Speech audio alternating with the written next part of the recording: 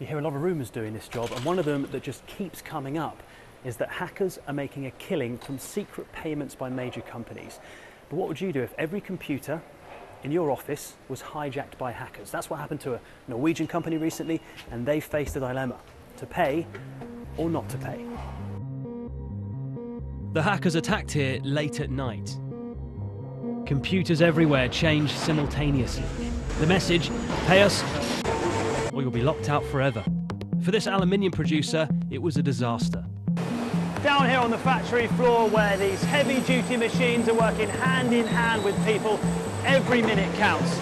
You can see why the hackers wanted to target a place like this. Everything was affected, even the computer inside this clock. And it wasn't just here, it was at the company's 170 other sites around the world. 35,000 employees forced to use pen and paper. In most sites, production was kept going just about, but it's this person's job to decide what's coming in and what's going out. And of course, without the computer, they had no idea. 5 weeks on, they're still recovering. There were people from sales who were drafted in to do production line work. There were people from finance making sandwiches for the teams. Everything in the company was turned upside down. For days, Olav managed to keep his plant going manually. He relied on the skills of long-since retired workers and long-since forgotten about paperwork. Well, this is the paperwork for only 2 weeks of orders. It's exactly the instructions that the machines need to build the things that they've got to produce here, but they've had to dig these out from storerooms, basements, because of course this is what would have been inside the computers. And now look at this, all of these files. At the company's global headquarters in Oslo, they're still rebuilding their systems. As we were being attacked, we had to shut down the entire network. 40 countries, 22,000 PCs. We're still very much recovering. We don't trust anything. The hacker's note that appeared on company computers was typical of a ransomware attack. Your files are encrypted with the strongest military algorithms.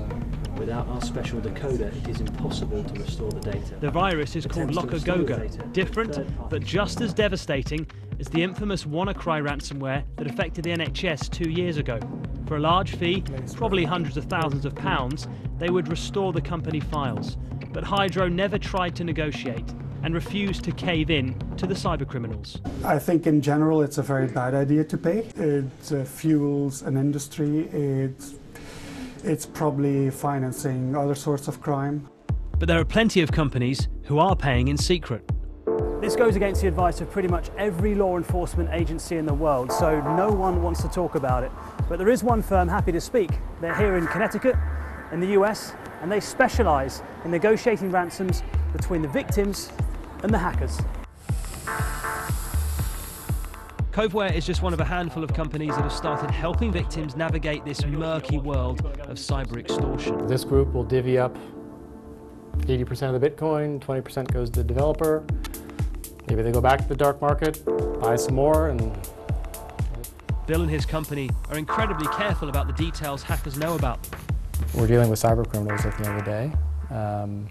And so I think it's a healthy amount of paranoia to ensure the security of our employees and our company. They're understandably cagey about which companies are using their service. Are these big companies?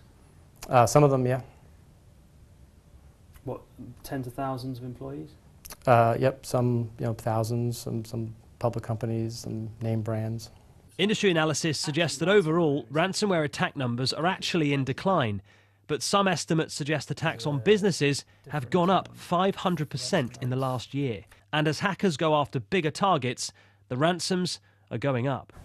We always want them to be as small as possible or to not happen.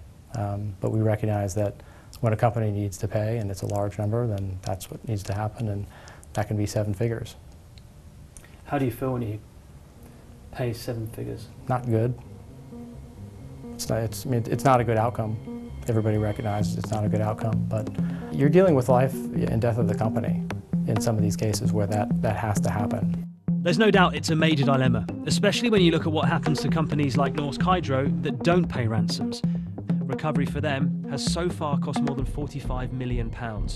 Clearly, the easy way out can be tempting.